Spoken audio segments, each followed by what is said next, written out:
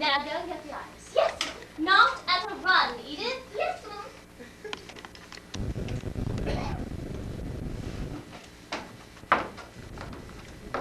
No sign of the advancing hordes? Not yet. There's no ice. Oh, it's coming. I've been trying to discourage Edith from being quite so fleet of foot. You mustn't mind if everything is a little slow motion tonight. I shall welcome it. The past few days have been extremely agitating. But what do you suppose induced Agnes to leave us and go and get married? The reason was becoming increasingly obvious, dear. Yes, but in these days, nobody thinks anything of that sort of thing. She could have popped in the cottage hospital, had it, and popped out again. Her social life would have been seriously undermined. Must keep eating from the house more. That's right, Edith. Put it on the table. I left my cigarette case on my dressing table, Edith. Would you get it for me? Oh, yes, sir! There now. You took us by surprise. Dry martini, I think, don't you? Yes, darling. I expect Madame Katie will want something sweeter. Well, we'll have this one for ourselves, anyhow. Oh, dear. Well, what's the matter? I do have the feeling that this evening is going to be awful. It'll probably be funny, but not awful. You must promise not to catch my eye. If I giggle, and I'm very likely to, it will spoil everything. You mustn't. You must be dead serious, and if possible, a little intense.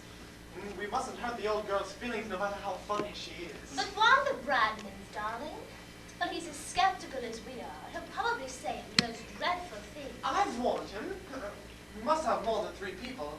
We couldn't invite the vicar and his wife because A, they're dreary, and B, they probably wouldn't have approved at all. No, it had to be the Bradmans. Thank you, Edith. Steady does it. We might make her walk around with a book on her head like they do in deportment lessons. Here, try this. Oh, lovely. Rise bone. To the Unseen. I must say that's a wonderful title. If this evening's a success, I shall start on the first draft tomorrow. How extraordinary it is. What? Well, I don't know. Being right at the beginning of something. It gives one an odd feeling. Do you remember how I got the idea for The Light Goes Out? Suddenly seeing that raddled, haggard woman in the hotel in Paris. Of course, I remember. We sat up half the night talking about it. She certainly did come in handy. I wonder who she was. And if she ever knew, ever recognized that description of herself? Poor thing. Well, here's to her anyhow. Have another. Darling, it's most awfully strong. Never mind. Used Elvira to be a help to you? When you were thinking something out, I mean. Every now and then. When she concentrated. But she didn't concentrate very often. I do wish I'd known her. I wonder if you'd like her. Oh, I'm sure I should. Well, as you talk of her, she sounds enchanting. Well, yes, I'm sure I should, because as you know, I've never felt in the least bit jealous of her. Well, that's a good sign. Poor Elvira. Does it still hurt when you think of her? No, not really. Sometimes I wish it did. I feel rather guilty. Well, I wonder if I died before you'd grown tired of me, if you'd forget me so soon. What a horrible thing to say. No, I think it's interesting. Well, to begin with, I haven't forgotten Elvira. I remember her very distinctly indeed. I remember how fascinating she was and how maddening. I remember how badly she played games and how cross she got when she didn't win. I remember her gay charm when she achieved her own way out of something, and her extreme acidity when she didn't. I remember her physical attractiveness, which was tremendous, and her spiritual integrity, which was nil. You can't remember something that was nil. I remember how morally untidy she was. Was she more physically attractive than I am? That was a very tiresome question, dear, and fully deserves the wrong answer. You really are very sweet. Thank you, dear. And a little naive, too. Why? Because you imagine that I mind about Elvira being more physically attractive than I am. I should have thought any woman would mind, if it were true. Or perhaps I'm old-fashioned in my view of the female psychology. Not old-fashioned, darling. Just a bit didactic. Well, how do you mean? Well, it's didactic to attribute to one type the defects of another type. For instance, because you know perfectly well that Elvira would mind terribly if you found another woman more physically attractive than she was. it doesn't necessarily follow that I should. Elvira was a more physical person. I'm certain of that. It's all a question of degree. I love you, my love. I know you do. But not the wildest stretch of imagination could describe it as the first fine, careless rapture. Would you like it to be? Good God, no. Wasn't that a shade too vehement? We're neither of us adolescent, Charles. We've neither of us led exactly prim lives, have we? And we've both been married before. But careless rapture at this stage would be incongruous and embarrassing. I hope I haven't in any way been a disappointment. Don't be so idiotic. After all, your first husband was a great deal older than you, wasn't he? I shouldn't like to think that you'd missed out all along the line. There are moments, Charles, when you go too far. Sorry, darling. As far as waspish female psychology goes, there's a rather strong vein of it in you. I've heard that said about Julius Caesar. Julius Caesar is neither here nor there. He may be, for all we know. We'll ask Madame Arcady. You're very irritating when you're determined to be witty at all costs. Almost supercilious. That's exactly what Elvira used to say. I'm not at all surprised. I never imagined, physically triumphant as she was, that she was totally lacking in perception. Darling Ruth, There you go again. as I think I mentioned before, I love you, my love. Poor Elvira. Didn't that light comradely kiss mollify you at all? You're very annoying. When I said poor Elvira, it came from the heart. You must have bewildered her so terribly. Don't I bewilder you at all? Never for an instant. I know every trick. Well, all I can say is that we'd better get a divorce immediately. Put my glass down. She certainly had a talent for living. It's too bad she died so young. Poor Elvira. That remark is getting monotonous. Poor Charles, then. That's better. And later on, poor Ruth, I expect. You have no faith, Ruth. I do think you should try to have a little faith. I shall strain every nerve. Life without faith is an arid business. Well, how beautifully you put things, dear. I ain't pleased. If I died, I wonder how long it would be before you married again. You won't die. You're not the dying sort. Neither was Elvira. Oh, yes, she was. Oh, now that I think back on it. Elvira had a certain ethereal, not quite of this world quality. No one could call you even remotely ethereal. Nonsense. She was of the earth. Oh, well, she is now, anyhow. You know, that's the kind of observation that shocks people. It is discouraging to think how many people are shocked by honesty and how few by deceit. Oh, write that down. You might forget it. You underrate me. Anyhow, it was a question of bad taste more than honesty. I was devoted to Elvira. We were married for 5 years, and she died. I missed her very much. That was 7 years ago. And I have now, with your help, risen above the whole thing. Admirable.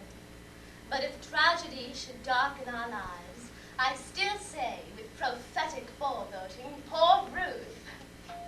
Oh, that's probably the Bradley. And mighty Madame Arcady. So she'll come on a bicycle. She always goes everywhere on a bicycle. Oh, how very spirited of the old girl. Oh, well, shall I get it, or shall we let Edith have her fling? Let's wait and see what happens.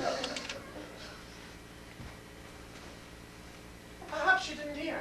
She's probably on one knee in a pre-sprinting position, waiting for Cook to fling open the kitchen door. Steady, Dudley! Hello. Dr. and Mrs. Bradley. We're not late, are we? I just got back from the hospital about a half an hour ago. Not at all. Madame Arcady isn't here yet. That must have been her we passed coming down the hill. I said I thought it was. Oh, good, then she won't be long. It was very kind of you all to come. We've been looking forward to it. I'm terribly quite excited. Don't worry, I guarantee that Violet will be good. Oh. I made her promise. There wasn't any need. I was absolutely thrilled. I've only seen Madame Arcady 2 or 3 times in the village, but I've never seen her do anything at all peculiar, if you know what I mean. A brandy? By all means. She certainly is a strange woman. It was only a chance remark of the vicar about seeing her up on the knoll in Midsummer's Eve, dressed in some sort of Indian robes that made me realize she was psychic at all. Then I began to make inquiries. Apparently she's been a professional in London for years. It's funny, isn't it? I mean, anybody doing it as a profession. I believe it's very lucrative.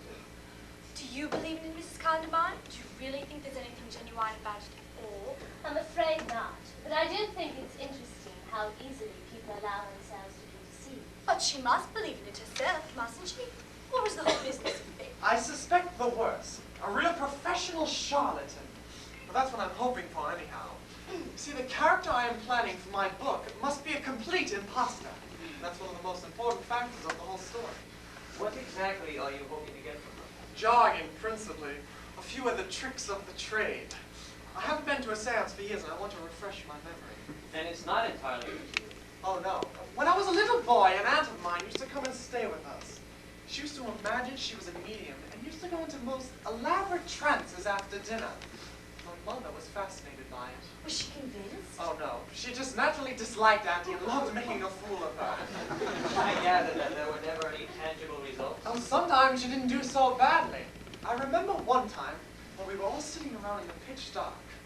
My mother was groping her way through Shermanard at the piano. My aunt suddenly gave a shrill scream and said there was a small black dog by my chair. Then someone flicked on the lights, and sure enough, there it was. How extraordinary. It was obviously a stray that had come in from the outside, but I must say, took my hat off to Auntie for producing, or rather, utilizing it. Even my mother was a bit shaken. What happened to it? It lived with us for years. Well, I do hope Madame Arcady won't be producing any livestock. We have so very little room in the house. Do you think she tells fortunes? I love having my fortune told. I expect so. I was told once on a pier at South Sea that I was surrounded by lilies and a golden sun. Good word, Well, really, we must all be serious and pretend that we believe implicitly. Otherwise, she won't play. And also, she might really mind. It would be cruel to upset them. I shall be as good as gold. Have you ever attended her, Doctor? Well, professionally, I mean. Yes, I have. She had influenza in January. She's only been here just over a year, you know, and I must say she was singularly unpsychic then. I always understood that she was an authoress. Oh, yes, we originally met as colleagues at one of Mrs. Wilmot's Sunday evenings at Sandgate. What sort of books does she write? Two sorts. Rather whimsical children's stories with enchanted forests filled with conventional flora and fauna. And enthusiastic biographies of minor royalties. Very sentimental, reverent, and extremely funny. Here she is. She knows, doesn't she, about tonight? You're not going to spring it on her. Oh, of course. We explained the situation last week. I told her how profoundly interested I was in anything to do with the occult, and she blossomed like a rose. You know, I'm really quite nervous. I feel as though I were going to make a speech. Well, you go and meet her, darling. No. I met my wife upstairs in the kitchen. It'd be perfectly all right if no one touches this. Madame Arcady. Oh, how kind of you. My dear Madame Arcade. Well, I'm afraid I'm rather late, but I had a sudden presentiment that I was going to have a puncture. Oh, so I went back to fetch my pump. But then, of course, I didn't have a puncture at all. Perhaps you will on the way home. Oh, Dr. Rodman! Oh, the man with the gentle hair. Delighted to see you looking so well. This is my wife, Violet. Oh, we're old friends. We meet coming out of shops. Would you like a cocktail? Oh, well, it was a dry martini, yes.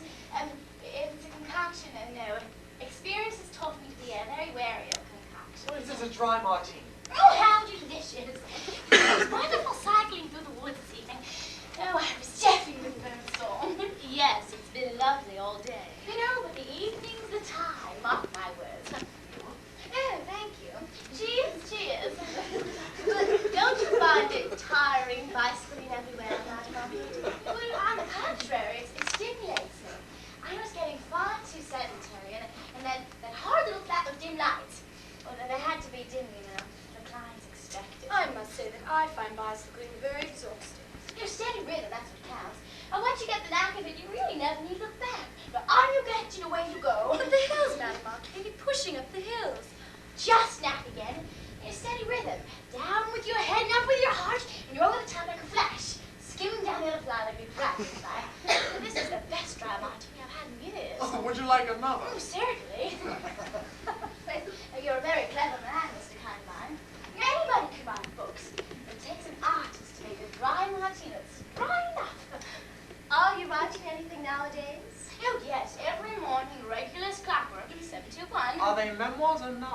Well, it's a children's book. I have to finish it by the end of October to get Christmas sales. It's mostly about very small animals. Well, the hero is a moss beetle.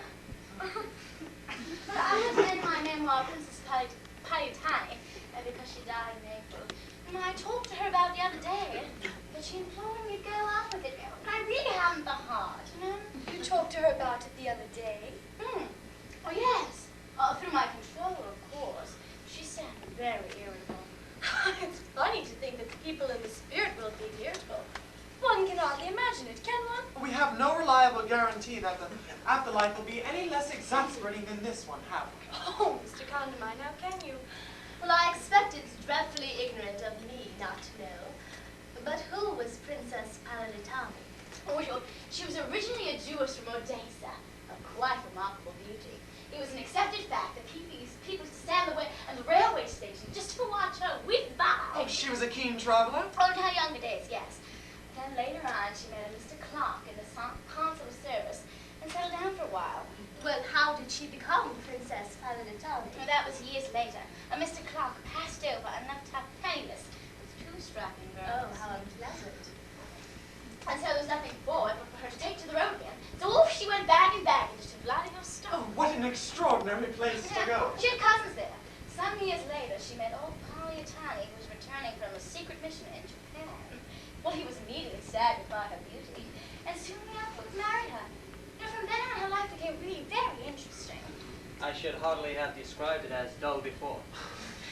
Well, what happened to the girls? She neither saw them nor spoke to them for 23 years. How extraordinary. Well, not really. She was always very erratic emotionally. Dinner is served, Mom! Thank you, Edith. Shall we? No red meat, I hope. Well, there's meat, but I don't know that it would be very red. Would you rather have an egg or something? No, thank you. It's just that I make it a rule never to eat red meat before I work. It sometimes has an odd effect. What sort of effect? Nothing of the least important.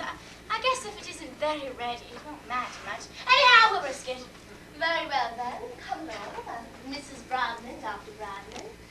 Madam Arcady, your Aunt Charles's bride.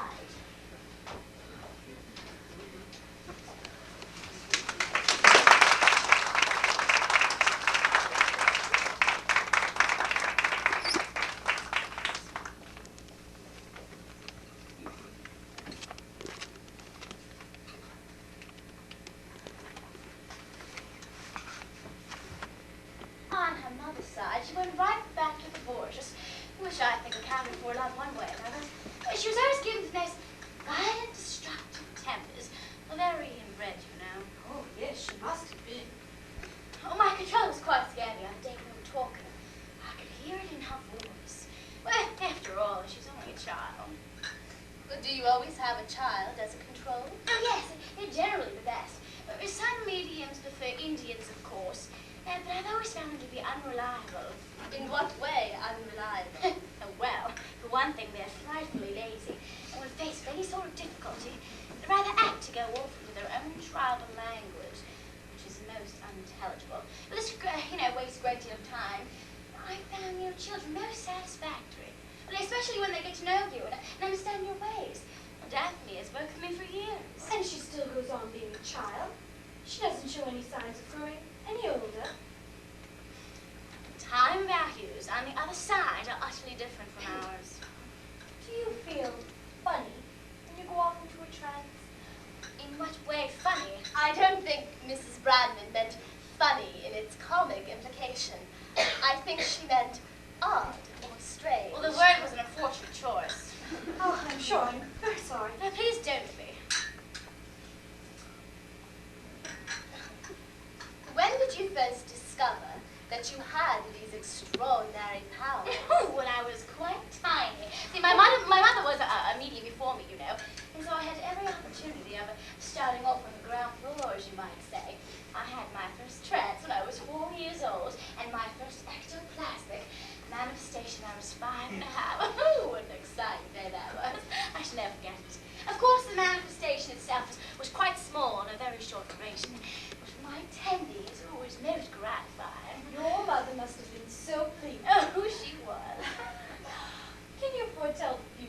certainly not.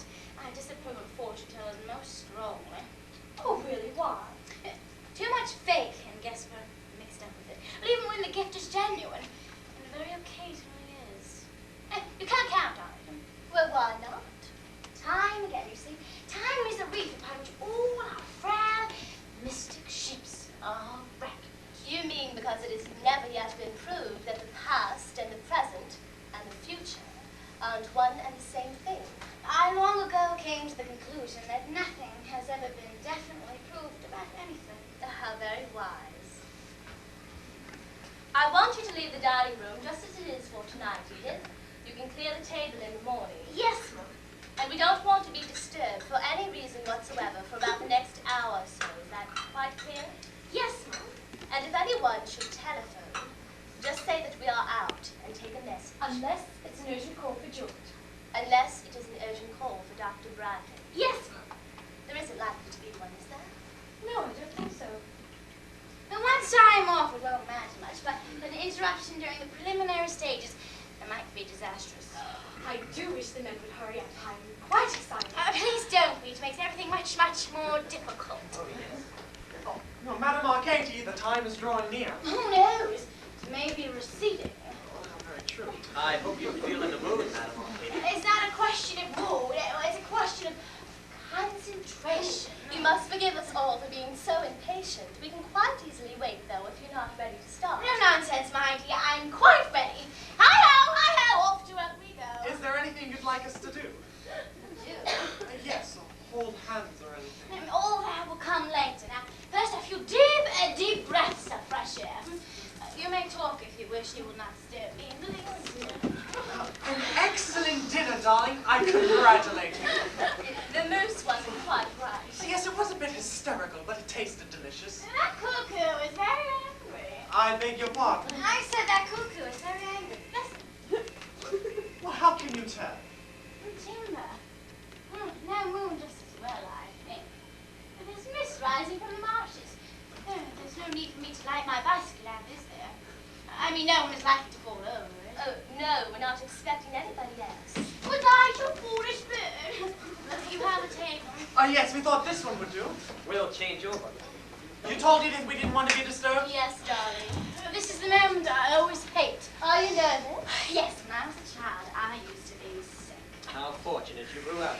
Oh, we're children now. Always much more prone to being sick than adults, though, aren't they, Doctor? I know I've never trusted a trade with any degree of safety until I was quite 14. Little Tommy tuck our things for my supper. And what shall you have with brown bread and butter? Oh, I despise that because it doesn't rhyme at all. Oh, but Daphne loves it. Who's that? Oh, Daphne is Madame Arcady's control. She's a little girl. Oh, I see. How old is she? A rising 7 when she died. When was that?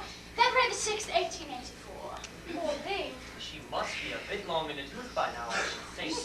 Oh, you should think, Dr. Bradden, but I fear you don't. At least not George, please, you'll put Madame Arcady on. These, my dears, have no consequence. Now, will you all place your hands downwards on the table? What about the lights? Oh, what a good time, Mr. Condamine. Now, I presume that is the gramophone? Oh, yes, it's an electric one. We'll start. Please stay seated, I can manage. Let me see, what have we here? Wrong, dear me, no. Rachmaninoff. Tiflo, Russ dance music. Oh, they're the loose ones on the left. Oh, I see. I'm afraid they're none of them very new. I see. Now, let me explain a few things before we go any further, you see. Now, will you please listen attentively? Of course. Now, presently, when the music begins, I'm going to switch out the lights. Now, I may either walk about the room a little or lie down flat. In due course, I shall draw up this dear little stool and place my hands lightly upon yours. Now, I must ask you not to address me or do anything in the least distracting. Is that quite clear? Oh, perfectly. I cannot guarantee anything will happen to all, you know. Daphne may be unavailable. Well, she's had a head cold very recently. It's been quite under the weather, the poor child. Well, on the other hand, a great many things might occur. One of you might have an emanation, for instance. Or we might have contact with a poltergeist. Well, they're extremely noisy and destructive.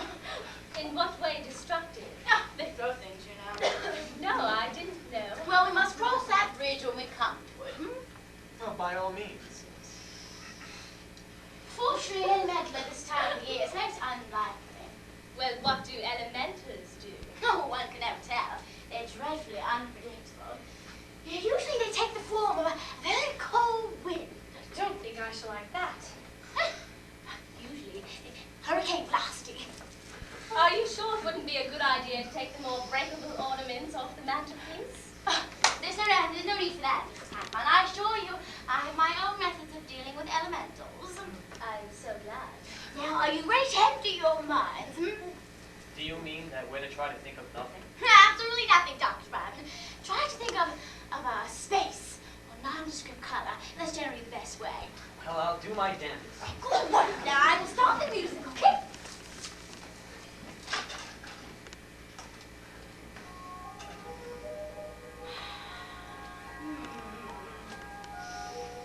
Lights! Oh, dear. Light, please. Is there anyone there? Is there anyone there? One night for yes, two raps for no. Now then, is there anyone there? No. Oh, is that you, Daphne? Is there anyone there who wishes to speak to anyone here?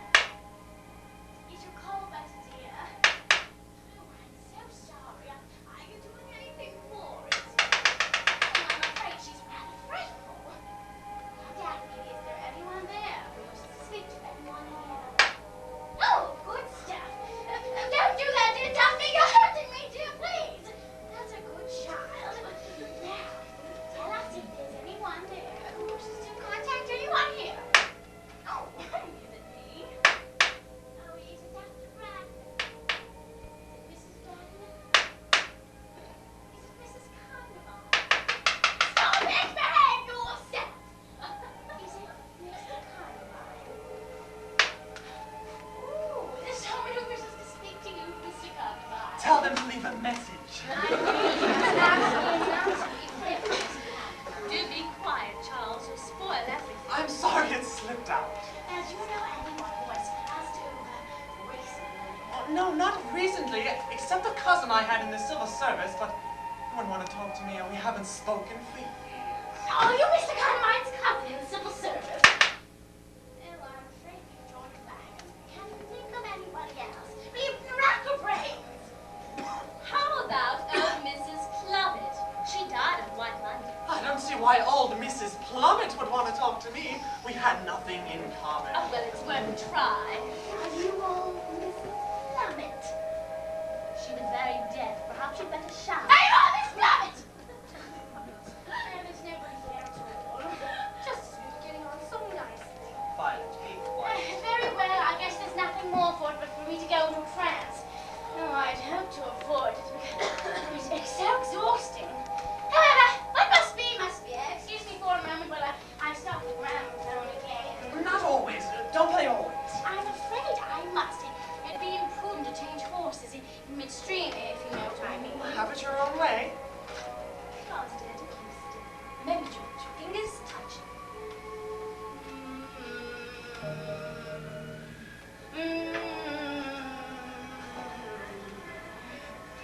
That would be Daphne. Should have had her adenoids out. Ah! Good God. Oh my God, I can't hold it. I'm pressed down hard. What's that now? What if we pick it up and leave it where it is? How the hell do I know? Don't need yourself and me, George. Who said that? Oh, who said what? Someone said leave it where it Oh, is. nonsense. I heard it distinctly. Well, nobody else did they? I didn't hear a sound. Oh, Ruth, you're playing tricks. I most certainly am not. I haven't doubted.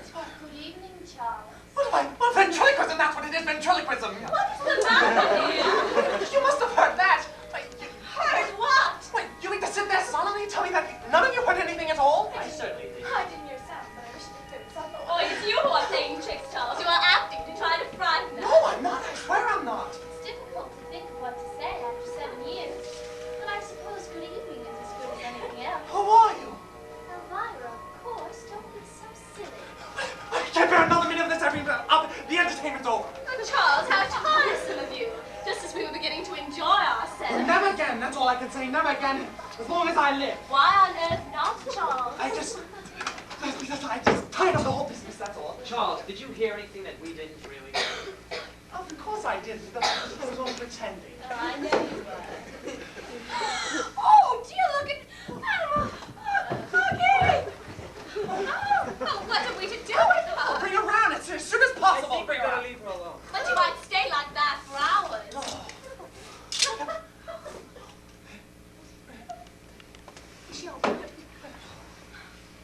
She's out, all right. Oh, well, bring her around. It's dangerous to leave her like that. Really, Charles, you are behaving most peculiarly. Madam Arcady, wake up. Go easy. Madam Arcady. Get some brandy. Get some brandy. Madam Arcady, wake up. Brandy, help me lift her to the chair. Madam Arcady. Madam Arcady. Madam Arcady. Would you wake up, Madam Arcady? Little tiny tongue. Look, Madam Arcady. she's still here. Look, And that's that. Certainly I have never met in my life. Would you like some more brandy? Well, that's a funny taste in my mouth. Well, really? Fancy allowing them to give me brandy, Dr. Bradman. You should have known better. Brandy on top of the trans might have been catastrophic. Take it away, I shan't sleep a wink tonight as it is. No, I shan't. why on earth not? The whole experience has unhinged me. Well, what happened? Was it satisfactory? Nothing much happened, Madam Arcady, after you went off. Oh, something happened, all right. I could feel it. Oh, no poltergeist at any rate. Oh, that's a good thing. And you have apparitions? Not a thing. No ectoplasms? Well, I'm not quite sure what that is, but I don't think so. Very interesting. I feel as though something tremendous has taken place. Well, Charles pretended he heard a voice in order to frighten us. It was only a joke. A very poor one, if I may say so. Nevertheless, I'm prepared to swear that there was someone else psychic in the room apart from myself.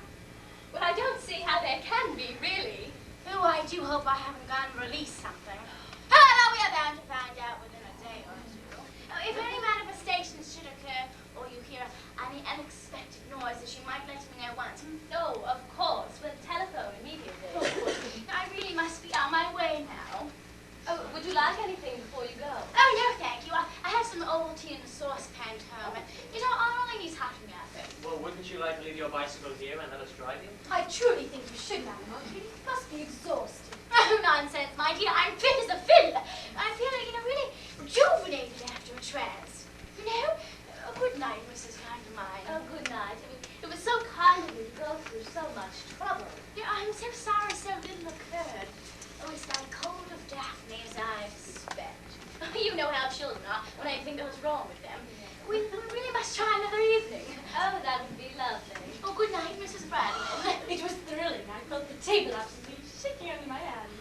Good night, Dr. Bradley. Congratulations, Madam Arcady.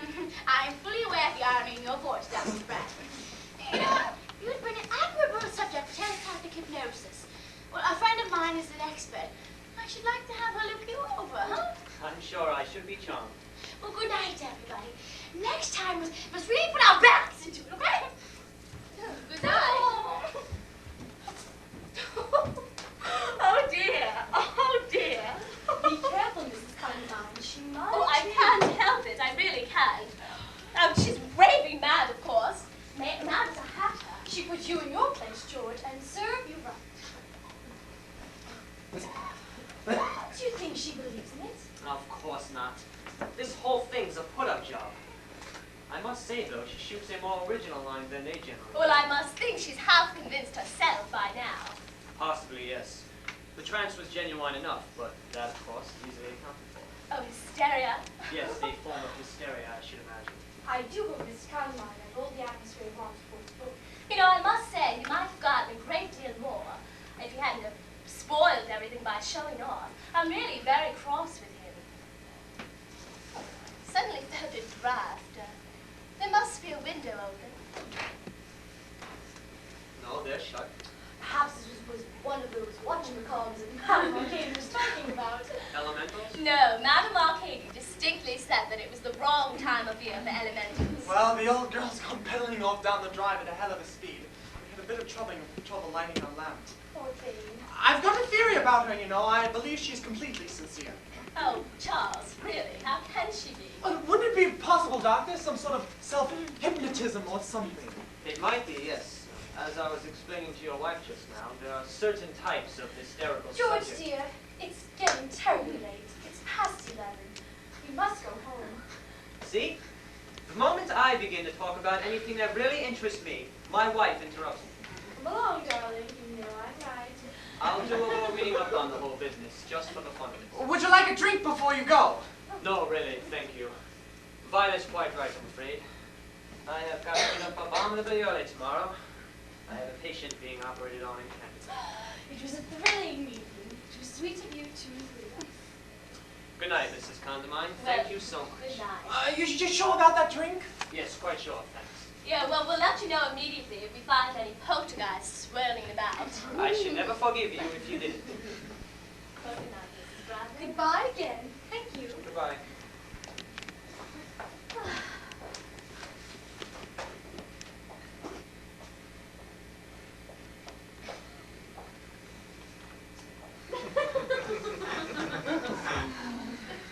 Well, darling. Well, Well, would you say the evening had been profitable? well yes, I suppose so. I must say it was extremely funny at moments. Yes, it certainly was. Well, what's the matter? The matter? Yes, you seem old somehow. Do you feel quite well? Oh, perfectly. I think I'll have a drink. Do you want one? No. Thank you, dear. It's rather chilly in this room. Stand over by the fire. Don't think I'll make any notes tonight. I think I'll start fresh in the morning. That was very clumsy, Charles, dear. Oh, Elvira! It's true, it was you. Of course it was. Charles, darling Charles, what are you talking about? What the hell? Are you a ghost? I suppose I must be. It's all very confusing. What do you keep looking over there for? Look at me. What's happened? Well, don't you see? See what? Elvira! Elvira! Yes, Elvira, dear, this is Ruth. Ruth, this is Elvira. Come and sit down, darling. Do you mean to say you can't see her? Now look here, Charles. You just sit down quietly and I'll mix you another drink. Don't worry about the mess on the carpet. Edith can clean it in the morning. Oh, but you must be able to see her. I mean, she's there a few yards away from you. Look, right there. Are you mad? What's happened to you? Well, you can't see her at all? Listen, Charles, you just sit down quietly and I'll mix you another drink. No, don't be so idiotic. What am I to do? What the hell am I to do? Well, I think you might at least be a little more pleased to see me. After all, you conjured me up. I did nothing of the sort. Nonsense. That awful child with the cold came and told me you wanted to see me urgently. Oh, it was a mistake, a horrible mistake. Stop talking like that, Charles. I'm sorry, I was talking. Oh, jeez, I'm going mad, Ruth. I'm going mad. Yes. Here, drink this. This is appalling. Oh, relax. Well, how am I supposed to relax? I should never be able to relax for the rest of my life. Drink some brandy. Oh. There, are you satisfied? Well, now sit down. Oh, what are you so anxious for me to sit down for? What good will that do? I want you to relax. You can't relax standing up. African natives can. They can stand on one leg for hours. Oh, I don't happen to be an African native. You don't happen to be a what? African native. What's that got to do with it? It doesn't matter. Really, it doesn't matter. See, what, say no more about it? Yeah, I sat down. Would you like another drink? Yes, please. Very unwise. You always had a weak head. I can drink you under the Oh, table. there's no need to be aggressive. Sorry, darling. Drink this and then we'll go to bed. Get rid of her, Charles, and then we talk in peace. That is a thoroughly immoral suggestion. You should be ashamed of yourself. What is there immoral in that? Who were you talking to then? Elvira! Oh, to hell with Elvira. There now, she's getting cross. I don't blame her. What don't you blame her for? Oh, God. Listen, Charles, I gather you've got some sort of plan behind all this. I'm not quite the fool. I suspected you when we were doing that idiotic seance. Oh, don't be silly. What sort of plan could I have? Oh, I don't know. Probably something to do with one of the characters in your book. How they or one of them would react to a certain situation.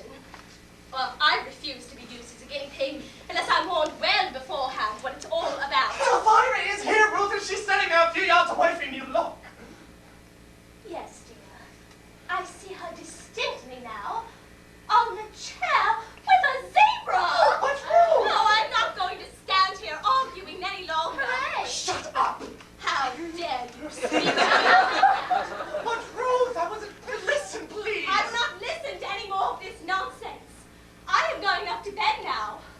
shall leave you to turn out the lights. And I shan't be asleep, so you can come in and say goodnight to me if you feel like it. That's big. Oh, be quiet! You're behaving like a goddess knight! That is all I have to say. Good night, Charles. But rude! That was one of the most enjoyable half hours I have ever spent. Oh, Elvira, how could you? Poor Ruth. This is obviously an hallucination, I'm isn't afraid it? I don't know the technical term for it. What am I to do? What Ruth suggested, relax. Well, where have you come from? Well, it's very peculiar, but I've sort of forgotten. Are you to be here indefinitely? I'm afraid I don't know that either. Oh, God. Why would you hate it so much if I was? Well, you must admit it would be a bit embarrassing. I think it's all just a question of adjusting yourself. Anyhow, I think it's hard of you to be so unwelcoming and disagreeable. Now, look here, I Elvira. think you're mean. What? Now, try to see my point a little.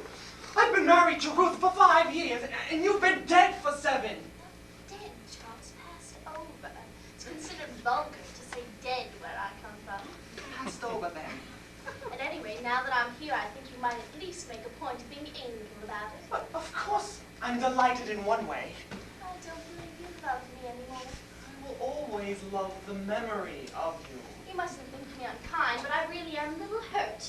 You called me back, and a great inconvenience I came. You've been thoroughly churlish ever since I arrived. Believe me, Elvira, I most emphatically did not call you back. Well, somebody did, and that child told me it was you. I remember I was playing backgammon with a sweet old Oriental gentleman. I think his name is Genghis Khan. At any rate, I had just thrown double sixes, and that child paged me. The next thing I knew, I was in your room. Perhaps it was your subconscious. Oh, find out whether you two be here indefinitely or not, so that we can make arrangements accordingly. I can't think how. Well, try to think. Isn't there anyone that you know that you can get in touch with? Over there, on the other side, or whatever you call it. Who could advise you? It all seems so far away, as though I dreamed it. There must be someone else you know besides Genghis Khan. Charles, What is it? I want to cry, but I don't think I'm able to. Well, what do you want to cry for? Seeing you again and you being so irascible like you always used to be. I don't mean to be irascible, Elvira. Darling, I don't mind really. I never did. Is it cold being a ghost? No, I didn't think so. What happens if I touch you? I doubt if you can. Do you want to? Oh, Elvira! What is it, darling? I really do feel strange seeing you again. That's better. What's better? Your voice was kinder. Was I ever unkind to you when you were alive? Often. How can you? I'm sure that's an exaggeration. Nonsense. You were an absolute pig that time we went to Cornwall and stayed at that awful hotel. You hit me with a billiard cue. Only very, very gently. I loved you very much. I loved you too. Oh, I can't touch you. Perhaps it's as well if I'm to stay for any length of time. Suppose I shall wake up eventually. I feel strangely peaceful now. That's right. Put your head back. Like that? Can you feel anything? Only a slight breeze through my hair. That's better than nothing. Oh, I suppose if I really am mad, they'll put me in an asylum. Don't worry about that. Just relax. Oh, Ruth. To hell with you.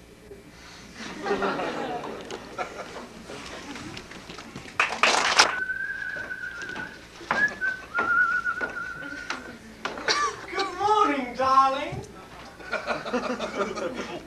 morning, Charles. It certainly is. What certainly is what? A good morning. A tremendously good morning. Oh, there isn't a cloud in the sky and everything looks newly washed.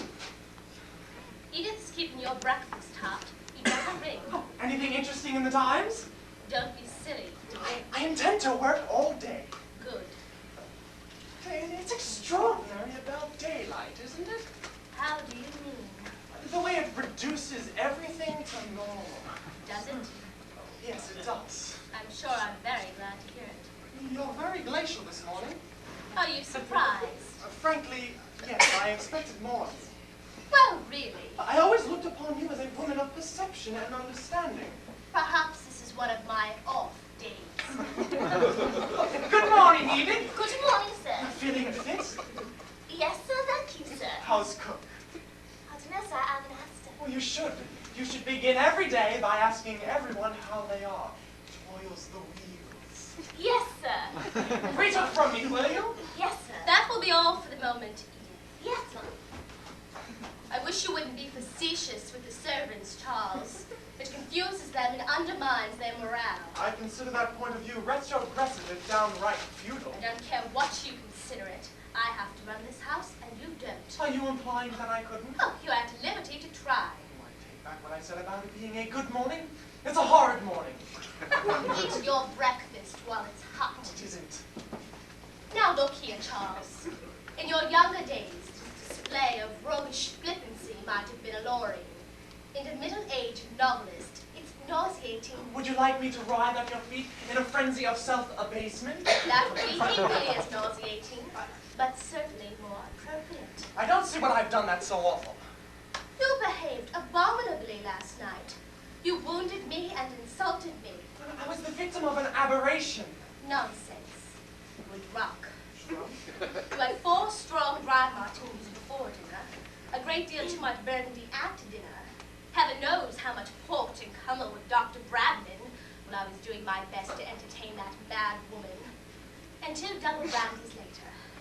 I gave them to you myself. Of course you were drunk. So that's your story, is it? You refused to come to bed. And when I came down at 3 in the morning to see what had happened to you, I found you in an alcoholic coma on the sofa, with your eyes out, with your hair all over your face and the fire out. Well, then, it was last night. I wasn't in the least drunk. Something happened to me last night. Something very peculiar happened to me. Nonsense. It's not nonsense. I know it looks like nonsense in the clear, remorseless light of day, but last night it was far from being nonsense. I honestly had some sort of hallucination. I would really rather not discuss it any further. But you must discuss it. It's very disturbing.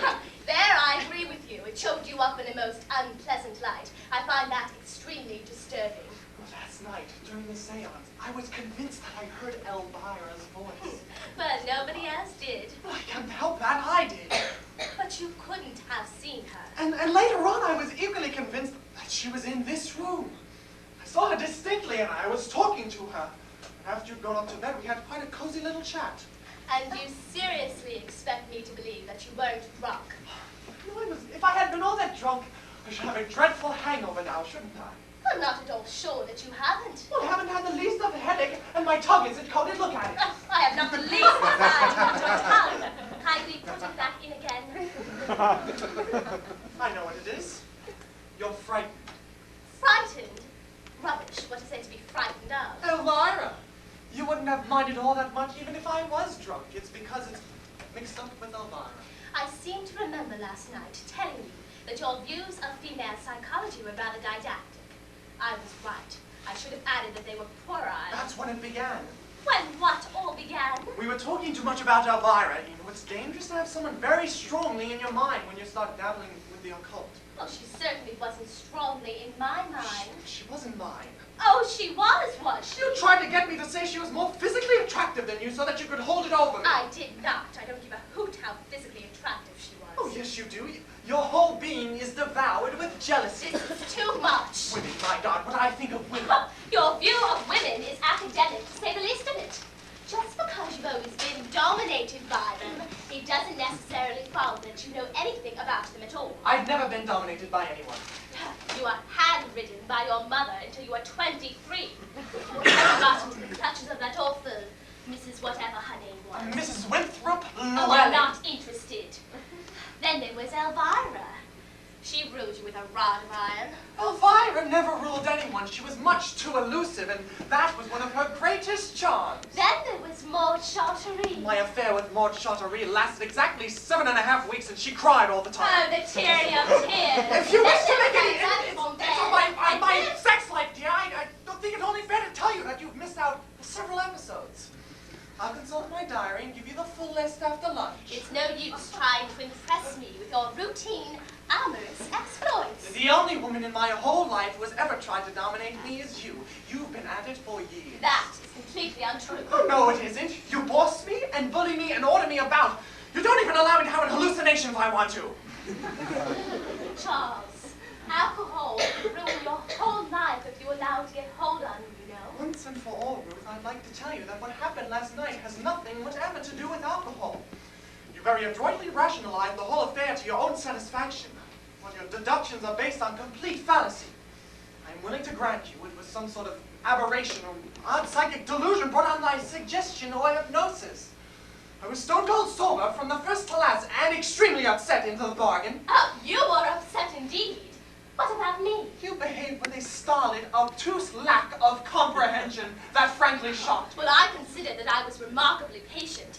I shall know better next time. Instead of lending out a comradely hand to guide me, you shouted staccato orders at me like a sergeant major. You seem to forget that you gratuitously insulted me. I did not. You called me a gutter snipe. You told me to shut up. And when I quietly suggested that we go up to bed, you said, with the most disgusting leer, that it was an immoral suggestion. I was talking to Elvira. If you were, I can only say that it conjures up a fragrant picture of your first marriage. My first marriage was perfectly charming. And I think it's in the worst possible taste for you to sneer at it. I'm not nearly as interested in your first marriage as you think I am. It's your second marriage that is absorbing me at the moment. It seems to me to be on the rocks. Only because you persist in taking up this ridiculous attitude. My attitude is that of any normal woman whose husband gets drunk and hurls abuse at her. I was not drunk! Be quiet. I hear you in the kitchen. Don't you care? They hear me in Folkestone Town Hall. I wasn't drunk. Control yourself, Charles. How am I supposed to control myself in the face of your idiotic damn stubbornness? It's giving me claustrophobia. Oh, then you'd better bring up Dr. Brandon. Can I clear, please? Yes, Edith. Cook wants to know about lunch. Will you be into lunch, Charles? Please don't worry about me. I shall be perfectly happy with a bottle of gin in my bedroom. Don't be silly, dear. Tell Cook we shall both be in. Yes, I'm going into Hyde this morning. Is there anything you want? Yes, a great deal. But I doubt if you could get it for me in Hyde. Tell Cook to put Alka-Seltzer down on my list, will you, Edith? Yes, Mum. It's clouding over. Oh, you have a genius for understatement. Are you finished yet, Edith? Oh, yes.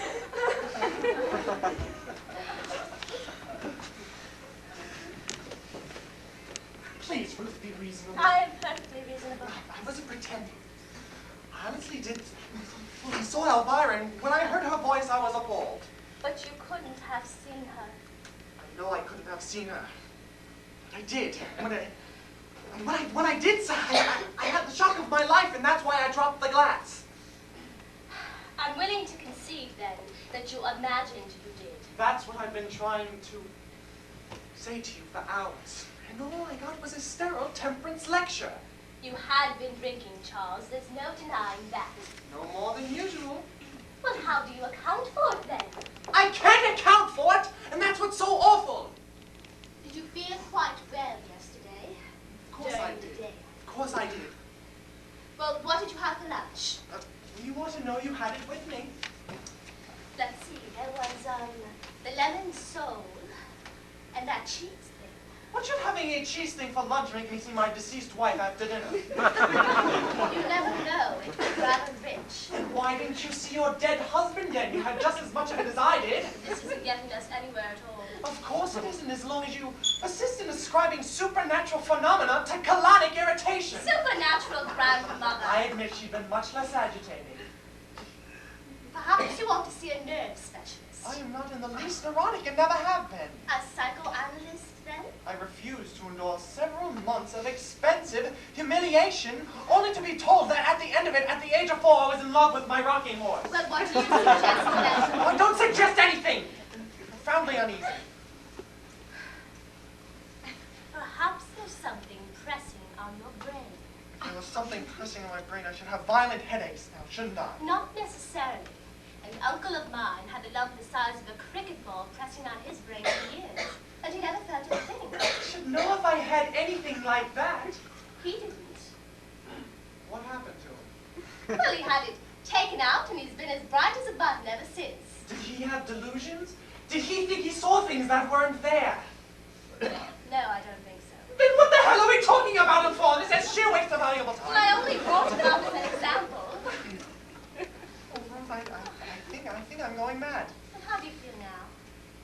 Physically, do you mean? Altogether. Apart from being worried, I feel quite normal. Good. You're not hearing or seeing anything in the least bit unusual. Not at all. You've absolutely ruined that border by the sundial. It looks like a mixed salad. Oh, God. What's the matter now? She's here again. Who's here again? Elvira! Oh, pull yourself together and don't be absurd. It's all those nasturtiums are so vulgar. I like nasturtiums. You like what? They're all right in moderation, but in a mass like that, they look beastly. Ruth, you've got to help me. Please help me. Well, what did you mean about nasturtium? Never mind about that now. I tell you, she's here again. You've been having a nice scene, have you? I could hear you right down in the garden. Please mind your own business. Oh, if you behaving like a lunatic isn't my business, then nothing is. I suppose it was about me, wasn't it? I know I ought to feel sorry, but I'm not. How can I'm you be delighted. so inconsiderate? Inconsiderate! I like that, I must say. Oh, but Ruth, I wasn't talking to you. Oh, I've done everything I can to help Charles. I've controlled myself admirably. And I should like to say here and now that I don't believe a word about your damned hallucination. You're up to something, Charles. There's been a certain furtiveness in your manner for weeks. Why don't you be honest and tell me what it is? No, but you're wrong. You're dead wrong. I haven't been Oh, the least you're furtive. trying to upset me. For some obscure reason, you're trying to goad me into saying something that I might regret. Well, I won't stand for it any longer. You're making me utterly miserable. Oh, but Ruth, listen. Don't come near me. Let her have a nice cry. It'll do her good. You're utterly heartless. Heartless. Oh, but Ruth, please, I wasn't talking to you. I was talking to Now Elvira. go on talking to her then. Talk to her until you're blue in the face, but don't talk to me. Please, help me, Elvira. How? I don't know, make her see you or something. I'm afraid I couldn't. It's technically the most really complicated, it takes years of study. Well, you are here, aren't you? You're not an illusion. I may be an illusion, but I am most definitely here. Well, how did you get here? I told you last night I don't exactly know. Well, make a promise to me that in the future, you only come and talk to me when I'm alone. How unkind you are, making me feel so unwanted. I've never been treated so rudely. I don't mean to be rude, It's but all you your own must fault see. for having married a woman who's incapable of seeing beyond the nose of her face. If she had a grain of real sympathy or affection for you, she'd believe what you tell her. How can you expect anybody to believe this? You'd be surprised how gullible people are. We often laugh about it on the other side. Charles, Yes, dear. I'm awfully sorry I was cross. But my Really, dear, I am. I understand everything now. I do, really. you do. Of course, darling. She's up to something. Will you please be quiet? Of course, darling. We'll all be quiet, won't we? We'll be as quiet as little mice. No, listen. So come, darling. I want you to come upstairs with me and go to bed. The way that woman hops on bed is nothing short of a rock. I'll deal with you later. Very well, darling. Come along. What's she up to? I'm not up to anything at all. I merely want you to come upstairs and wait there until Dr. Bradley comes. No, Ruth, you're Come, wrong. darling. She'll have you in a straitjacket before you know where you are. But help me, please. My dear, I would with pleasure, but I can't think how.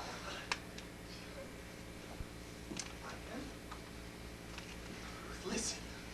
Yes, dear. If I promise to come up to bed with you, will you let me stay here for 5 minutes I longer? really think it would be much better if you just come upstairs with me now. Bear with me, however mad it may seem, for 5 minutes longer. Very well, dear. What is it? Sit down. There. Now listen. And listen carefully. Have a cigarette. It will soothe your nerves. I don't want a cigarette. Then you shan't have one, darling. No. I'm going to explain to you clearly and without emotion that beyond any shadow of a doubt, the ghost or shade, whatever you like to call it, of my first wife, Elvira, is in this room. Yes, dear. I know you don't believe me, and you're trying valiantly to humor me, but I intend to prove it to you. Why not lay down and have a nice rest? And you can prove anything you want to later on. She may not be here later on. Don't worry, she will. Hush, dear. Now promise me you'll do what I ask. That all depends on what it is. Ruth, you see that bowl of flowers on the mantelpiece? Yes, dear, I did it myself this morning. Very untidily, if I may say so. You may not. Very well, then. I never will again, I promise. Elvira will now carry that bowl of flowers to the table and back again. You will, Elvira, just to please me. I don't see why I should. You've been quite insufferable ever since I materialized. Oh, please! Oh, right, just this once. Not that I approve of these masculine and debauched carryings-on. Now, watch carefully. Go on, Elvira, to the table and back again. How dare you, Charles! You ought to be ashamed of yourself! What on earth for? It's a trick! Oh, I know very well it's a trick. It's all part of some horrible plan. Oh, it isn't. I swear it isn't, Elvira. Do something else, for God's sake. You're trying to drive me out of my mind. Don't be So you're cruel and sadistic, and I never forget my God! But Ruth, you must believe it. You must. That was Elvira. I swear it was Elvira. It was Elvira. But Ruth, please listen. You've got to listen to me, please. Oh my God! But Charles, this is madness! Sheer madness! It's some sort of auto-suggestion, isn't it? Some form of hypnotism. Swear to me it's only that, Charles! Swear to me it's only that! Hypnotism, my No! No!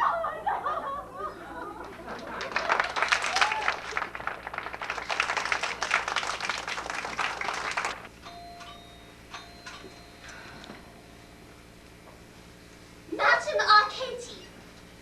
Oh, my dear Mrs. Kindfine, I came directly. I got your message. That is very kind. Oh, nonsense, nothing kind about it. I look upon it as an outing. I'm so glad. Would you like some tea? China or Indian?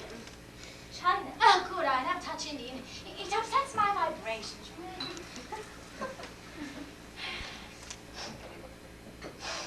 Oh, it's very interesting. I noticed it the other night. I'm not entirely surprised. Have you ever been to Cowden Manor? No, I'm afraid I haven't.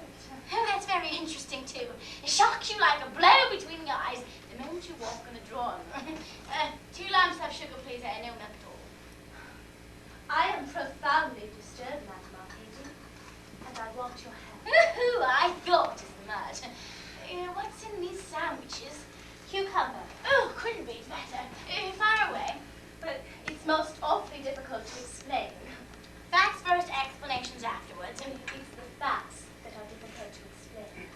Facts very often are. Take rate of town, for instance. Well, how do you account for that? Look at Michelangelo and Shakespeare. I tried to explain Mozart snatching sounds out of the air when he was practically a baby and putting them down on paper. Facts, plain facts. Well, I know it's a fashion nowadays to ascribe it all to the glands. But my reply to that was fiddly-do. Yes, I'm sure you're quite right. There are more things that are dreamt of in your philosophy, Mrs. Conklin. Well, they certainly are. Come now, take the plunge. Out with it. You've heard strange noises in the night, no doubt. Boards creaking, doors slamming, subdued moaning in the passages. Is that it? No, I'm afraid it isn't. Oh, no sudden gust of cold wind, I No, hope. it's worse than that. Well, I'm more attention. Well, I know it sounds idiotic, but last night, during the seance, something happened. Oh, I knew it. Probably a poltergeist. Oh, they're enormously cunning, you know. They sometimes lie low for days. You know that my husband was married before. Yes, I've heard it mentioned before. When his first wife, Elvira, died comparatively young. Where? Here, in this house, in this very room.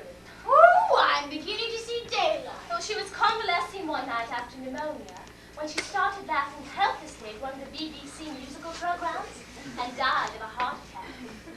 And she materialized the other evening after I had gone. Not to me, but to my husband. Oh, capital, capital, that's splendid. From your own professional standpoint, I can see how it might be regarded as a major achievement. A triumph, my dear, nothing more nor But less. from my own personal point of view, it is, to say the least of it, embarrassing. Oh, at last, a genuine materialization. Do sit down again. Oh, how can anyone sit down in a moment like this? It's tremendous. I haven't had such a success as the Sudbury case. And nevertheless, I must insist upon you sitting down and controlling your natural exuberance. Now, I appreciate fully your pride in your achievement, but I should like to point out that it has made my position in this house untenable, and that I hold you entirely responsible. Oh, please forgive me, Mrs. Kindminer. I'm being abominably selfish. How can I help you? How? By sending her back immediately to wherever she came from, of course. Well, I'm afraid that's easily said than done. Do you mean to say that she is liable to stay in this house indefinitely? Well, I'm afraid I don't know. I fear it depends largely on her. But my dear Madam Arcady... Where is she now? My husband has driven her into Folkestone. Apparently, she was anxious to see a friend of hers who was staying at the Grand. Forgive this formality. I must make a note for the Sacrament research people. Oh, I would be much obliged if there were no names mentioned. The report will be confidential, don't worry. Oh, this is a small village, you know, and gossip would be most undesirable. Oh, I quite understand. Now, you say she was visible only to your husband. Yes. Visible to her husband. Audible, too, I presume. Oh, extremely audible. Oh, extremely audible. You say he was devoted to her. I believe so. Uh-huh. Husband devoted. It was a reasonably happy marriage, I believe. No, tut-tut. I beg your pardon. When did she pass over? 7 years ago. Uh-huh.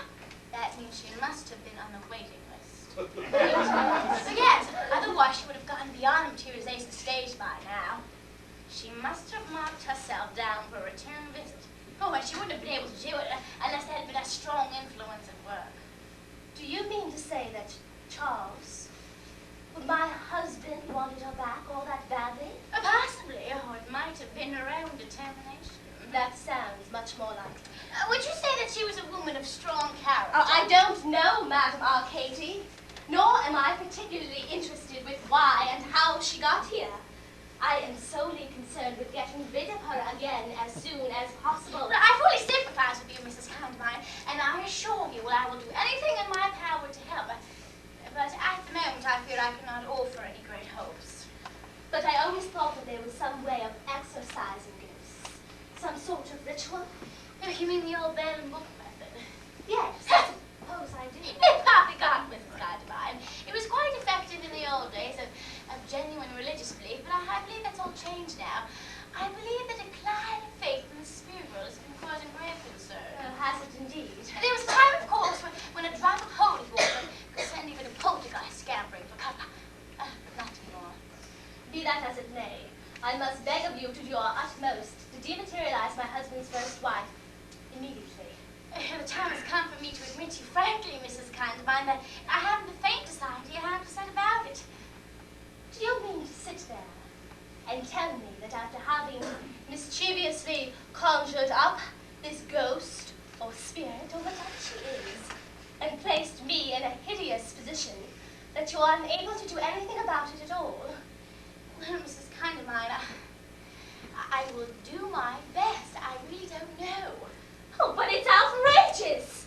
I ought to hand you over to the police. Oh, you go too far, Mrs. Condamine. I go too far indeed. Do you realize what your insane, amateur muddling has done? I have been a professional since I was a child, Mrs. Condamine. Amateur is a word I cannot tolerate. It seems to me to be at the height of amateurness to evoke malignant spirits and not be able to get rid of them again. Well, I was in a trance. But anything might happen when I'm in a trance. Well, all I can suggest is that you go into another one immediately. But And get this damned woman out of my house. But I can't go into trance at a moment's notice. It takes hours of preparation. In addition to which, I have to be extremely careful of my diet for days beforehand. Today, for instance, I have to lunch with friends and had pigeon pie. Plus, which these cucumber sandwiches, which make it impossible. Well, you'll have to do something. I promise I will notify the psychical research as soon as possible. Will they be able to do anything? I doubt it. They'd probably send an investigation committee, I expect, and do a lot of questioning and wall tapping and mumbo-jumbo. And then they'd have a conference, and you'd probably have to go up to London to testify. But it's too humiliating, Madam Arcady. It really is. Well, try not to upset yourself. Nothing can be achieved by upsetting yourself. No, it's all very fine for you to talk like this, Madam Arcady. You don't seem to have the faintest realization of my position. Well, try to look on the bright side. Bright side, indeed. If your husband's first wife suddenly appeared from the grave and came to live in the house with you, do you think you'd be able to look on the bright side? I resent your tone, Mrs. Condamine. I really do. Oh, you most certainly have no right to. You are to blame for the entire horrible situation. Oh, kindly remember that I was invited here the other evening on your own invitation. On my husband's invitation. Well, I did what I was requested to do, which was to give a seance and have contact with the other side. Well, I had no idea there was any ulterior motive mixed up with it. Ulterior motive. Your husband was obviously eager to get in touch with his former wife. If I had known that beforehand, I should naturally have contacted you. My husband had no intentions of getting in touch with anyone. The whole thing was planned in order that he get some notes he needs for a mystery story he is writing about a homicidal medium. Am I to understand that I was invited in a spirit of mockery? Oh, not at all. He merely wanted to make some notes on some of the tricks of the trade. Tricks of the trade? Insufferable! I have never been so insulted in my life, Mrs. Condamine. I fear we have nothing more to say to one another. No, please don't go, Madam Arcady. Your attitude from the outset has been most unpleasant, Mrs. Condamine. And some of your remarks have been discourteous in the extreme. And I would like to say without umbrage, you and your husband were foolish enough to tamper with the unseen from paltry motives, and in the spirit of rivalry. Whatever has happened to you is your own fault. As far as I'm concerned, I'm afraid you are so in your own juice. Damn!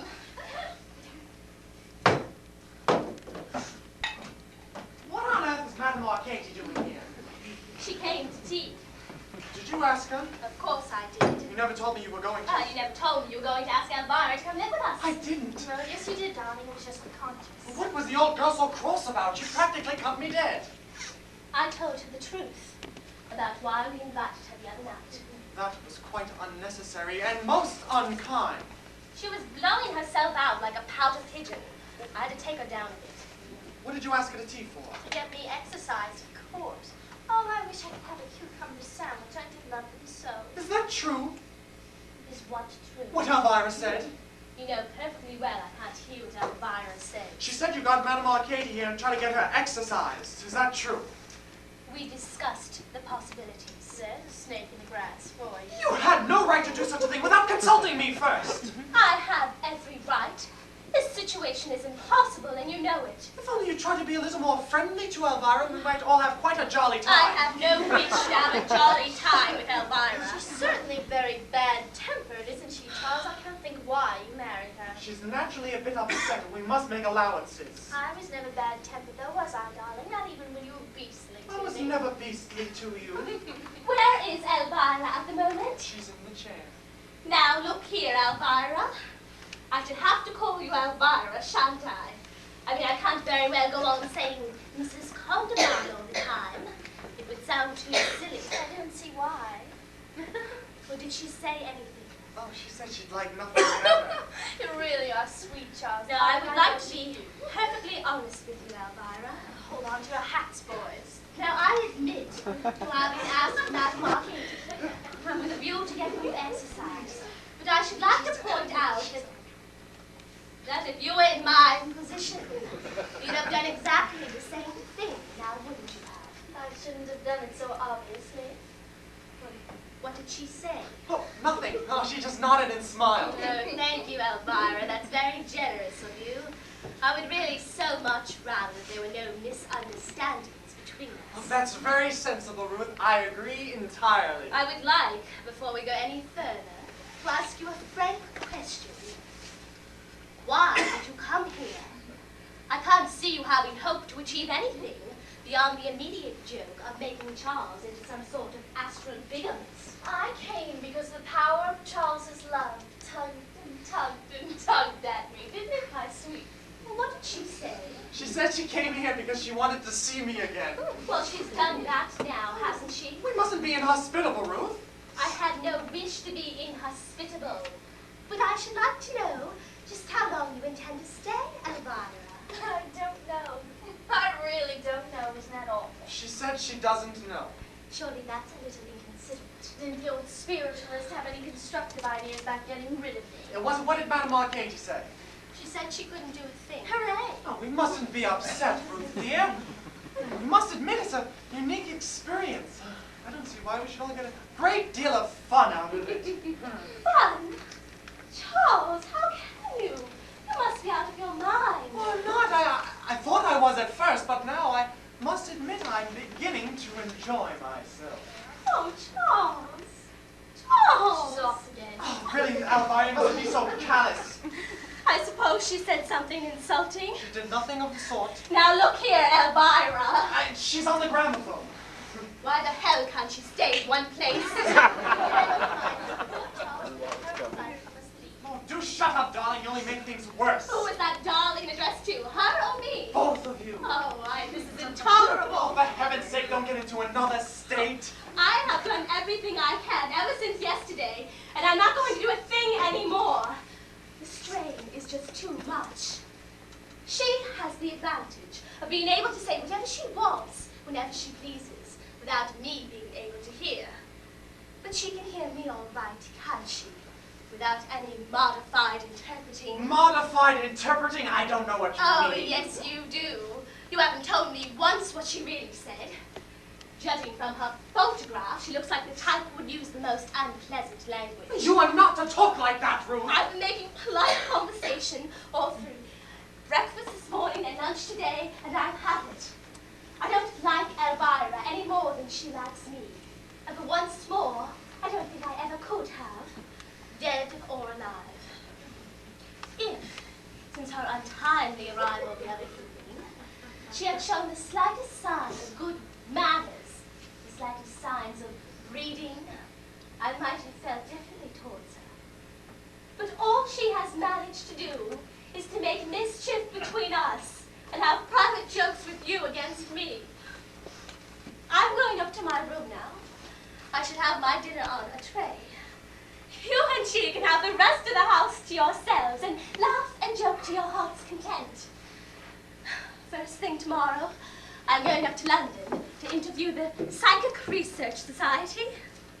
And if they fail me, I shall go straight to the Archbishop of Canterbury. But, Ruth, Let her go. She'll calm down later on. it's unlike her to behave like this. She's generally so equable. No, she isn't. Not really. Her mouth gives her away, Charles. It's a hard mouth. Her mouth has nothing to do with it. And I resent you talking about Ruth as though she were a horse. Love her Of course I do. as much as you love me. Oh, silly, it's entirely different. I'm so glad. Nothing could have ever been quite the same, could it? You always behaved very badly. Oh, Charles! And I'm grieved to see that your sojourn in the other world hasn't improved you in the least. Go on, darling. I love it when you pretend to be cross with me. I'm now going up to talk with Ruth. Cowardly custard. Don't be so idiotic. I can't let it go like that. I must pretend to be a little nice and sympathetic to her. I don't see why. If she said I'm being disagreeable, I should just let her get on with it. The whole business has been difficult. We must be fair. She should learn to be more adaptable. She will in time. It's been a shock. Has it been a shock for you too, darling? Of course. What did you expect? A nice shock. Elvira, what do you want? Want? I don't know what you mean. I seem to remember that whenever you were overpoweringly demure, it usually meant you wanted something. It's hard of you to be so suspicious. All I want is to be with you. Well, you are. I mean alone, darling. If you go upstairs and pamper Ruth and swarm her over, she'll probably come flouncing down again, and our lovely evening together will be spoiled. You are incorrigibly selfish. Well, it's only natural that I should want to spend some time alone with you. To talk over old times. I'll let you go if you really feel it's your duty. Of course it is. Then I don't mind. You are disgraceful, Elvira. It won't be long. You'll come down again very soon. I shall probably dress for dinner while I'm upstairs. You can read the tap letter. Darling, you don't have to dress. For me. I always dress for dinner. What are you going to have? I should like to watch you eat something really delicious. Be a good girl now, Elvira. You can play the gramophone if you'd like. Thank you, Charles.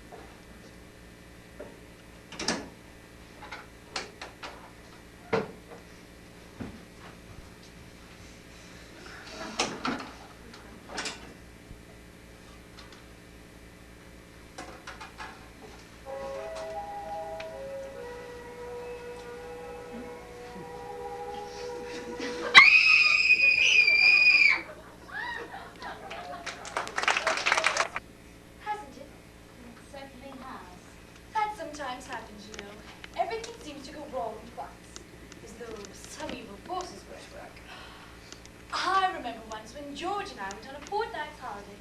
Not long after we were married, we were dogged with bad luck from beginning to end. The weather was fine.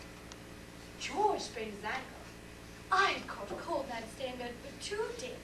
And to crown everything, the lamp fell over in the sitting room and set fire to the treatise George had written on hyplasmia, the abdominal glands.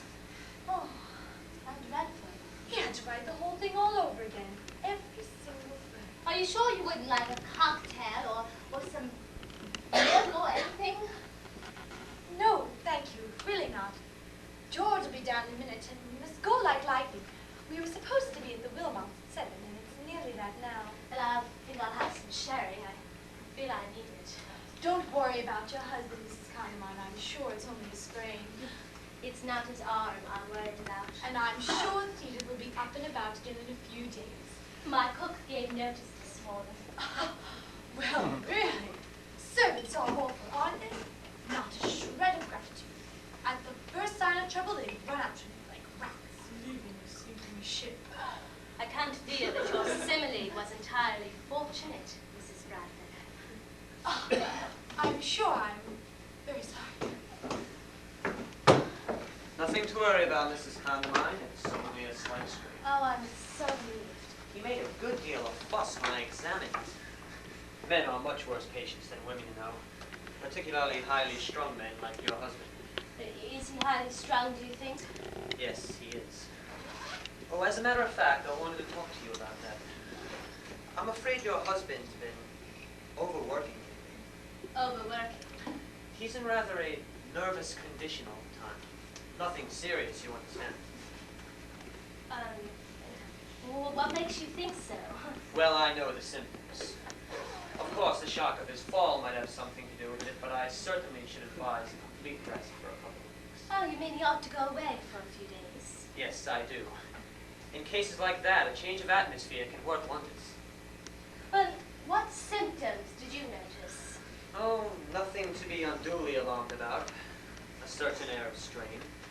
An inability to focus his eyes on the person he's talking to. Just a few rather marked irrelevancies in his conversation.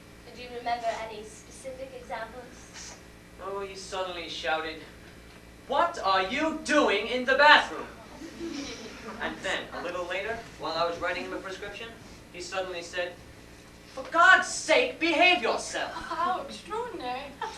Well, he often goes on like that, particularly when he's immersed in writing a book. Oh, I am not in the least perturbed about it, really.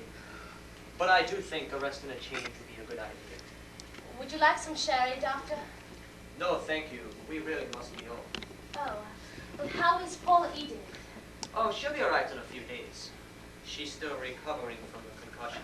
It's fun, isn't it, that both your husband and your housemate fall down on the same day? Yes, if that sort of thing amuses you. I'm sure I didn't mean it like that. Come along, my dear. You're talking too much as usual. Oh, you are, George. Goodbye, Mrs. Condamine. Goodbye, Mrs. I'll Allen. pop in and have a look at both patients sometime tomorrow morning. Thank you so much.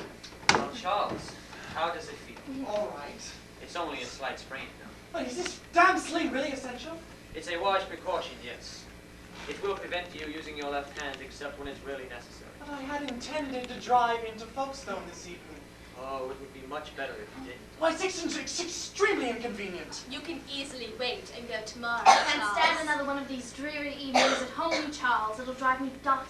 And I haven't seen a movie for 7 years. Let me be the first to congratulate you. What's that, old man? Charles, dear, try to be sensible. I implore you. So I forgot. You can drive the car if you promise to go very slowly and carefully.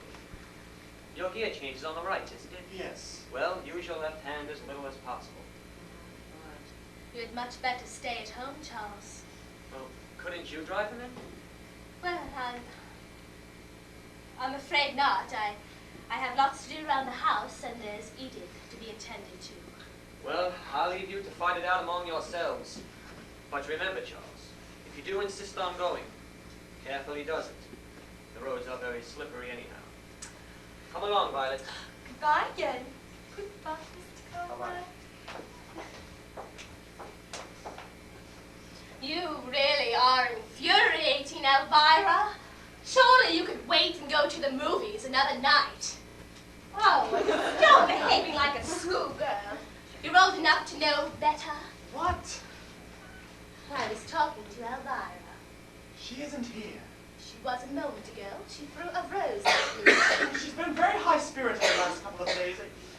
I remember this mood of all usually meant she was up to something. Are you sure she isn't here? Quite sure. Good, I must talk to you. God.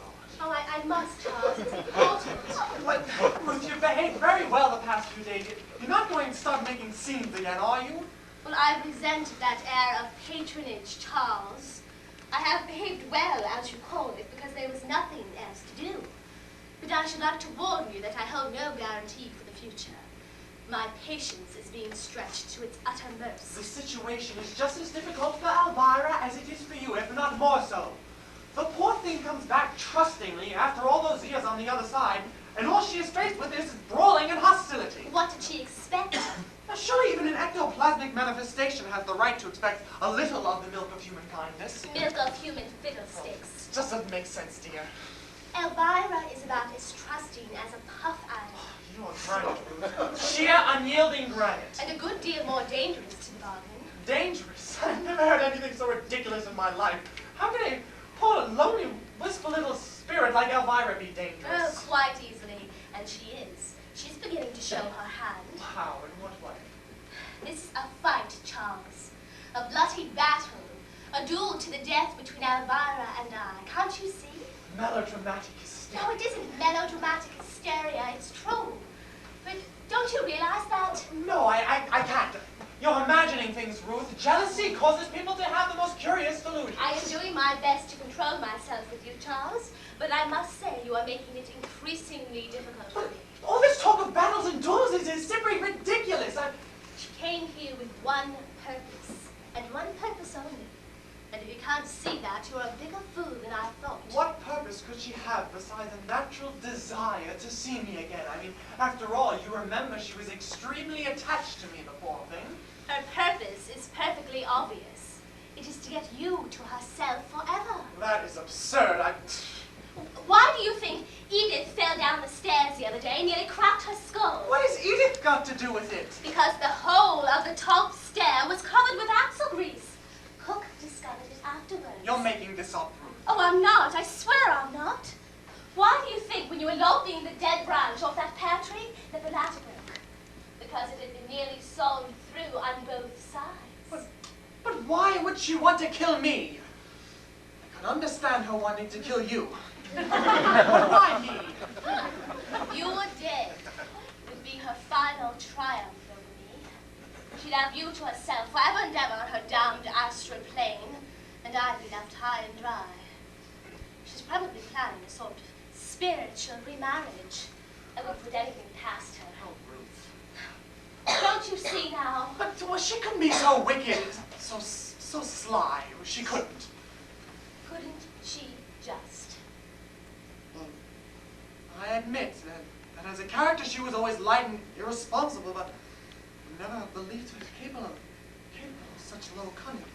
Perhaps the spirit world has deteriorated her. Oh, Ruth. Oh, stop looking like a wounded spaniel and concentrate. This is serious. What are we to do? You are not to let her know that you suspect a thing. Behave perfectly ordinarily, as though nothing had happened. I'm going to see Madame Arcady immediately. I don't care how cross she is with me. She's got to help us. Though even if she can't get rid of Elvira, she must know some technical method of rendering her harmless. Well, if a trance is necessary, she shall go into a trance if I have to beat her into it. Well, I'll be back in half an hour. Tell Elvira I've gone to see the vicar. This is appalling. Oh, never mind about that. Remember now, don't give yourself away by so much as a flick of an eyelid. Oh, well, look out! Well, I merely said it was nice. Look out. What's a nice lookout? Oh, the weather, Elvira. The glass is going down and down and down. It's positively macabre. I find it difficult to believe that you and Ruth at this particular moment can think of nothing better to talk about than the weather. I can't stand this anymore. I Ruth, really can't. Ruth, dear, Has she please. broken out again? What did she say? She had asked if you had broken out again. How dare you speak to me like that, Elvira? Now then, Charles and I were not talking about the weather, Elvira, as you so very shrewdly suspected. I should loathe you to think that we had any secrets from you. And so I will tell you exactly what we were talking about. I was trying to persuade Charles not to take you into Folkestone this morning. It will be bad for his all that he can perfectly easily wait and go tomorrow. But since he is determined to place your wishes before mine in everything, I'm sure I have nothing further to say. Oh, I do hope you both enjoy yourselves. Ben, Oh, Charles, have you been beastly to her? Ruth doesn't like being thwarted any more than you do. She's a woman of sterling character. It's a pity she's so ungiving. And as I told you before, I would rather not discuss Ruth with you. It makes me uncomfortable. Very well, I won't mention her again. Are you ready? What for? Go to Folkestone, of course. Well, not until I've had a glass of sherry. I don't believe you want to take me at all. Of course I want to take you, but I really do think we should wait until tomorrow. It's a filthy night.